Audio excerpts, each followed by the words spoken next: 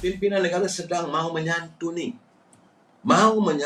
dan memperbaiki segala kebijakan politik dan kebijakan ekonomi. Sebab dia selalu lihat, orang kata tak kering bulu lah, SPRM bekerja. Lepas satu pembongkaran akan dilakukan. Ini dilakukan bukan nak balas dendam. Ini adalah untuk memastikan pentadbiran negara kita ini kali ini nak dihapuskan 100% susah. Tapi paling tidak diminimaliskan, dikurangkan elemen korupsi. Bila tidak ada elemen korupsi, barulah pelabur yakin. Di saat pelabur baru nak datang, tiba-tiba dikejutkan lagi, kononnya kerajaan ini boleh bertahan setahun. Ada yang kata 6 bulan, ada yang kata 4 bulan. Semalam saya dengar satu orang, dia mengatakan bahawa dalam tempoh bulan April ni, seandainya kes Datuk Seri Najib tidak selesai, tidak tuntas, UMNO akan menarik sokongan. Sejumlah 30 ahli Parlimen UMNO akan tarik sokongan. Saya kata, gila apa kau cakap ni? Gila apa ni? UMNO bukan begitu sikapnya. Kita dulu menarik sokongan daripada Tan Sri Muhyiddin sebab dia mahu melakukan tindakan nak membunuh UMNO. Itu saja, dan dia tidak pernah berterima kasih pada UMNO. Dan akhirnya UMNO menarik sokongan. Untuk kerajaan hari ini kita melihat kerajaan perdamaian untuk melestari kesejahteraan rakyat. Takkan nak buat perangai macam dulu. Dan kena bercakap terus terang, 148 kursi parlimen yang bersama-sama dengan pimpinan Datuk Seri Anwar Ibrahim. UMNO bukan 30 kursi, cuma ada 26. Mana mungkin UMNO nak tarik 30 kursi kerana MCA, MIC ada di situ. Mereka sekarang ni saya nampak apa yang cuba dilakukan supaya UMNO tu benar-benar terjebak dalam permasalahan dengan PKR, Pakatan Keadilan atau Pakatan Harapan, maka UMNO tarik diri dan PAS akan masuk. Itu matlamat mereka. Bagi saya, jauh panggang dari api lah saudara. Jauh panggang daripada api. Sana dalam Pakatan Harapan ada parti amanah. Bagaimana UMNO dengan PBN, begitu juga lah amanah dengan PAS. Perkara itu tidak akan berlaku. Dan seandai betul lah kata mereka, cara cepuanya berlaku begitu, kerajaan tak jatuh. Sebab di Sarawak sekarang ini 31 kursi itu solid bersama-sama dengan kerajaan hari ini. Dan rakyat Sarawak, mereka merasa senang dan tentram. Inilah pertama kali dalam sejarah saudara. First time in the history of Malaysia. Selepas wujudnya kerajaan Malaysia ini, wujudnya penubuhan Malaysia, Sabah, Sarawak dan Semenanjung ini, dari Sarawak datang lahir seorang timbalan Perdana Menteri. Takkan orang Sarawak nak tarik diri. Tak ada kemungkinan langsung. Jadi kalau itu berlaku, saudara, janganlah buat andaian yang bukan-bukan. Jangan mengeluhkan suasana. Seharusnya kita sama-sama menyantuni. Kalau kamu daripada parti pembangkang, jadilah pembangkang yang berhemah. UMNO biasanya di pembangkang dulu. Waktu kita di pembangkang, kita di pembangkang yang berhemah. Tak ada masalah pun. Tapi kenapa begitu? Sekarang ini, saya melihatlah kuasa yang dikejar oleh mereka ni tak nampak. Apa yang berlaku hari ini, pimpinan dalam Perikatan Nasional, mereka bermain dengan politik Fata Morgana. Politik Fata Morgana, saya tahu tak Fata Morgana? Mirage. Kalau saudara bawa kereta panas-panas terik sekarang ni, lalu dekat highway tu nampak dekat jalan tu macam ada air. Bila sampai tak ada air, itu dipanggil Fata Morgana, Mirage. Dan begini mereka mengandailah kerajaan ini akan tumbang. Termasuklah dengan Lim Kee Siang pun. Apakah dia sudah out of touch? Saudara Azinuddin, jangan lupa Sarawak janjikan jawatan PM oleh Perikatan Nasional. Saya tak adalah. Saya janji macam mana pun orang Sarawak taklah sebegitu mudah terperangkap dengan scheme of thing. Saudara Azinuddin, tak mudah. Saudara, kerajaan 17/14 darurat. PKP terpanjang di dunia. Betul lah Jaka Lenglong. Rakyat pun dah terkesan. Cuma hari ini memanglah rasa bukan mereka marah sangat-sangat. Mereka rasa tak cukup. Nak cukup macam mana? Duit tak ada. Saya datang ke rumah yang dah tak ada duit. Buat macam mana? Takkan nak dibakar rumah ni? Dan sekarang ni takkanlah memberontak. Saya tak nampak. Kalau lihat dengan mata kasar, patut selami di peringkat akar umbi. Mereka mahu melihat bahawa kestabilan politik supaya pelabur-pelabur dapat datang dan penyediaan pekerjaan. Itu yang paling utama pada rakyat. Saya dah bercakap, boleh katakan tiap-tiap malam, yang penting bagi rakyat adalah perut mesti diisi. Jadi bila kurang sikit tu mereka bersungguh, biasalah. Cuma saya nak menerangkan kepada teman-teman, saya tak dapat apa pun. Ya, cuma teman-teman yang dapat sedikit, bersyukurlah. Hari baik, bulan baik, berdoa. Mudah-mudahan, contohnya malam ini, mudah-mudahan datang Lailatul Qadar. Menyelesaikan masalah hutang negara 1.5 triliun. Mungkin lagi ada penemuan gas ke, minyak ke, apa ini, emas ke di bumi kita yang bertuah ini. Bumi kita ni saudara, bumi bertuah. Tadi saya nyatakan dari awal tadi tentang bagaimana para pekaji mengatakan besar kemungkinan kalau berlakunya gempa bumi. Bagi saya kalau berlaku gempa bumi taklah masalah besar mana pun. Sebab kita di sini bukanlah punya bangunan tinggi-tinggi, dan tak ada berlaku pun. Tidak ada great disasters. Tidak ada satu malapetaka yang besar. Kita tidak ada taifun. Kita tidak ada banjir besar. Kita tidak ada ledakan gunung berapi. Jauh sekali, tornado dan sebagainya. Ada tu bukan tak ada, ribut taufan tu ada, tapi tak banyak. Secara syarimat, mereka gamaknya mereka dah lupa 17 bulan Perikatan Nasional yang berkuasa apa jadi pada rakyat. Ini saya banyak orang kata bahawa saya sekarang ni memuja Datuk Seri Ibrahim. Saya kata Datuk Seri Ibrahim parti Pakatan Harapan, saya daripada UMNO. Saya nak jelaskan bahawa mereka mengatakan UMNO akan tarik sokongan. Tidak akan berlaku. Kalau mungkin adalah 4-5 orang yang sekarang ni tergantung-gantung kedudukan mereka dan mungkin tak ada jawatan sebab mereka memburu jawatan nak jadi menteri. Jadi bila tak dapat jadi menteri, mungkin terpengaruh untuk tarik sokongan. Tapi kalau mereka tarik sokongan, kita ada Akta Anti Lompat. Dengan sendirinya dia akan terkeluar daripada sebagai ahli parlimen, tak boleh bertanding. Ini bila berlaku, dengar cerita apa berlaku di Sabah, bahawa ahli parlimen dekat UMNO yang dipecat daripada ahli. Lah, kalau dia merasakan nak tarik sokongan, tariklah. Apa ada masalah? Paling tinggi pun berapa orang? Macam dululah 10 orang. Kalau 10 lah benar-benar ada 10 orang yang nak tarik sokongan daripada kerajaan perpaduan ini, Sabah, Sarawak ada 31. UMNO katalah tinggal lagi 10 orang lah katakan.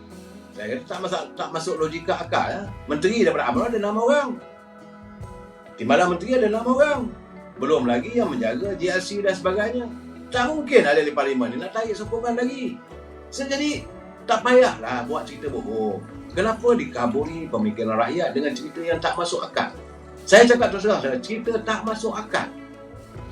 Soal mereka yang sekarang ni dulu bekas menteri, tapi sekarang dia tak ada jawatan apa pun. Dia bukan pun ahli parlimen. Tak ada. Nak disebut nama-nama tu, apa saya pun tak nak sebut. Dia juga bukan lagi sebagai ahli UMNO.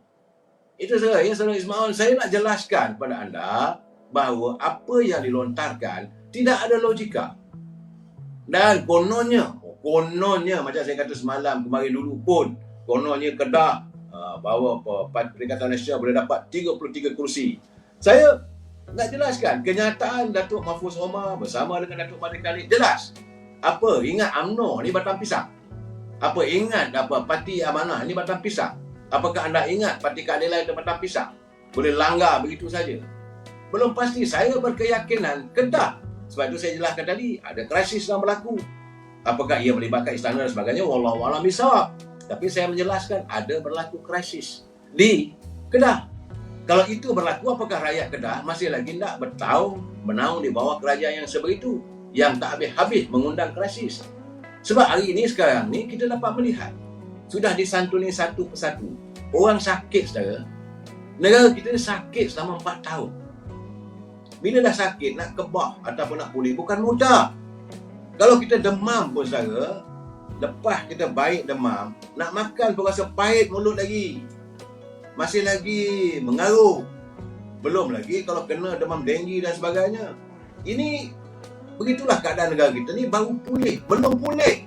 Kita masih belum pulih. Tapi dalam keadaan kita tak pulih lagi, masih lagi kita mendapat bantuan daripada kerajaan untuk menyambut kehadiran adik. Isu yang dilontarkan bahawa UMNO sudah menekan istana. untuk supaya Datuk Seri Najib dia diampunkan, mendapat pengampunan istana. Ini juga dimainkan. Seolah-olah UMNO ni satu parti yang tak reti tentang perlembagaan. Semua telah dihalusi. UMNO tak pernah menekan. Apa yang dilakukan oleh UMNO hanyalah sekadar memohon ihsan tuanku untuk mempertimbangkan, kalau boleh izinkanlah Datuk Seri Najib ini dibebaskan kerana perbicaraan yang dilihat agak tempang. Itu saja asasnya. Tak lebih daripada itu. Takkan nak mengatakan UMNO tekan sana tekan sini, tak ada. Ini kononnya kalau Datuk Seri Najib tak diampunkan, Datuk Seri Anwar Ibrahim in trouble. UMNO akan tarik sokongan.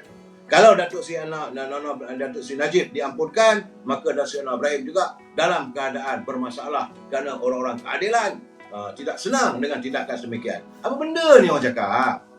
Sekarang ini perdamaian telah wujud antara UMNO, Keadilan, Amanah dan adanya parti DAP.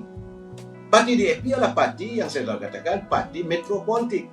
Mereka berada di tengah-tengah kota raya, di mana pengundi-pengundi mereka bukan Melayu.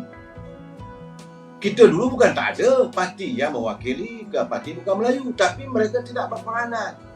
Akhirnya mereka terus menempik di tengkuk UMNO. Sebab saya katakan seolah-olah kita hanya mengikut biawak hidup.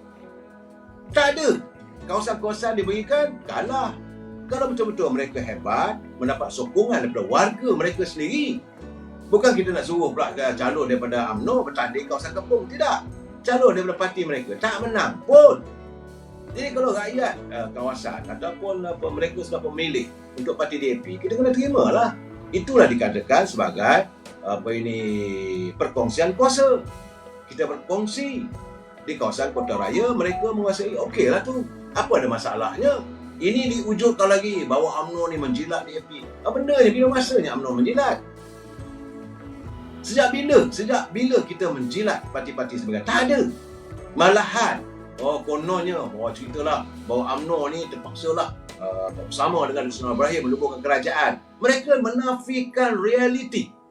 Sebenar-benarnya, kalaulah waktu mau membentuk kerajaan dulu, Perikatan Nasional tidak sombong, tidak angkuh dan tertubuh ke kerajaan perpaduan antara Parti Pakatan Harapan dan Perikatan Nasional.